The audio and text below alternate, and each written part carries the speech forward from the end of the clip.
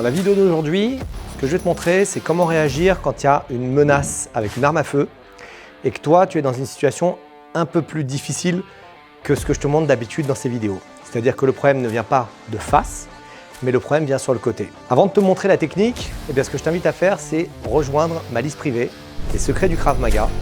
Tu recevras un email par semaine dans lequel je te dévoilerai mes meilleures stratégies et mes meilleures techniques pour pouvoir apprendre à te défendre.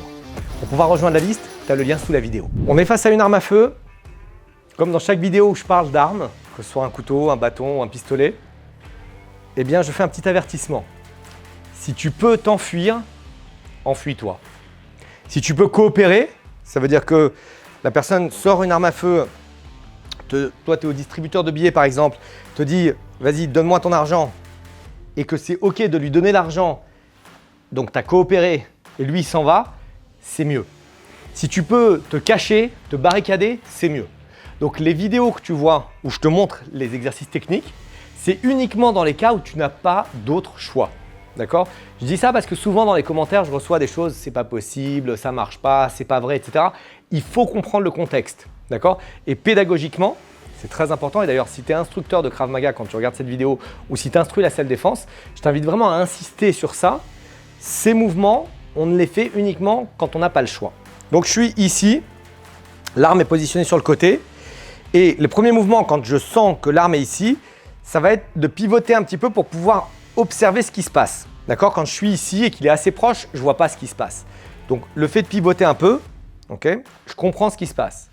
Maintenant, ce que je vais faire, c'est que ma main ici, la main gauche, va venir dévier l'arme. Okay? Je viens pousser l'arme en avant et en diagonale, serrer fort l'arme au niveau du canon pour pouvoir contrôler l'arme, premièrement. Et deuxièmement, si jamais une balle est tirée, le fait que je contrôle la culasse, ça va empêcher l'arme de pouvoir fonctionner correctement. Une première ogive va sortir, mais il va se créer un incident de tir. Une fois que j'ai fait ça, je peux faire la suite. Donc ça, c'est le premier mouvement qui va sauver ta vie. C'est ce qu'on appelle la défense active. Maintenant, quand j'ai fait ça, je peux contre-attaquer et sortir de l'axe. Contre-attaquer pour pouvoir commencer à créer des dégâts, sortir de l'axe pour pouvoir faire une défense dynamique. Je remonte encore. On est ici, j'observe ce qui se passe, je pousse, l'autre main vient en protection au visage et de ce mouvement-là, je percute au visage, okay, créer des premiers dégâts et je sors complètement de l'axe. D'accord? Ça, c'est les mouvements défense active, défense dynamique, première contre-attaque qui vont sauver ta vie. Une fois que j'ai fait ça et que je suis ici, je viens mettre ma main sur l'arrière de la culasse, ici, d'accord? Et j'attrape en crochet. Et je peux venir contrôler l'arme sous mes bras. Okay? Tu as ton épaule ici, sous le bras, tu contrôles l'arme. Et ici, c'est très dur pour lui de reprendre son arme. Et évidemment, je ne suis plus face au canon, donc je ne suis plus en danger. Et de cette position, je vais pouvoir pivoter pour ouvrir ses doigts et tirer l'arme vers moi pour récupérer l'arme. Quand tu as récupéré l'arme, ce qu'on enseigne en général aux débutants, c'est de cacher l'arme et de garder la distance. Et si la personne revient vers moi, je peux frapper avec les pieds, je peux frapper avec les mains. Ça, c'est une première option. Une deuxième option, ce serait de mettre l'arme en position ici. Et si la personne revient vers moi, éventuellement de frapper avec l'arme, de l'utiliser comme une arme blanche.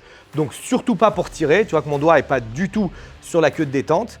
Il est au-dessus. Mais par contre, j'utilise l'arme, qui est quelque chose de solide, pour frapper en cas de problème. Pour conclure cette vidéo, face à une arme à feu, tu essayes de tout faire pour ne pas te battre, de coopérer, de t'enfuir, de te barricader, de te cacher. Et si tu dois te battre, entraîne-toi sur ces techniques. Ce sont des techniques qui sont assez avancées et pour pouvoir bien t'entraîner, je te recommande de t'entraîner en club et je te recommande de t'entraîner dans un club Krav Maga global. Dans les clubs Krav Maga Global, je m'assure personnellement du niveau de tous les instructeurs. Ils suivent un entraînement rigoureux, une formation instructeur et ils suivent des mises à jour régulières chaque année et même plusieurs fois par an. Pour pouvoir avoir la liste de tous les instructeurs, tu as le lien sous la vidéo.